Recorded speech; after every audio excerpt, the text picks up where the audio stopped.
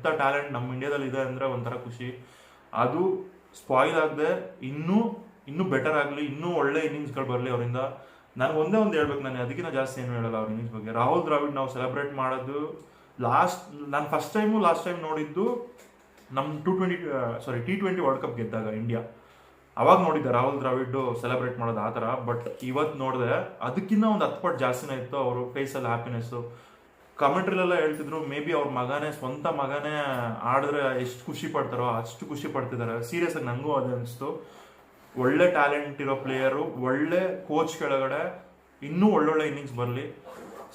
Time ನೋಡಿ ದೇವರು ಹೆಂಗೆ ಕ್ರಿಯೇಟ್ ಮಾಡ್ತಾನೆ ಆಪರ್ಚುನಿಟಿ ಅಂತ. ಸಂಜು ಸ್ಯಾಮ್ಸನ್ ಏನಾದರೂ ಇಂಜುರಿ ಆಗದೆ ಚೆನ್ನಾಗಿದ್ದಿದ್ರೆ ಅವ್ರಿಗೆ ಚಾನ್ಸ್ ಸಿಗ್ತಿದ್ದಿಲ್ಲ.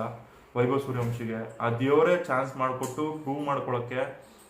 ಓಕೆ, ಲಕ್ ಇಲ್ಲದೆ ಏನು ಮಾಡೋಕ್ಕಾಗಲ್ಲ, ಲಕ್ ಬೇಕೇ ಬೇಕು. ಲಕ್ಕು ಇತ್ತು ಅವ್ರ ಜೊತೆಗೆ, ಇನ್ಸೈಡ್ ಎಡ್ಜ್ ಆಗಿ 6 ಎಲ್ಲ ಹೋಯ್ತು, 4 ಹೋಯ್ತು ಬೌಂಡ್ರಿಗಳನ್ನ. ಬಟ್ ಅದೆಲ್ಲ ಬಿಡಿ,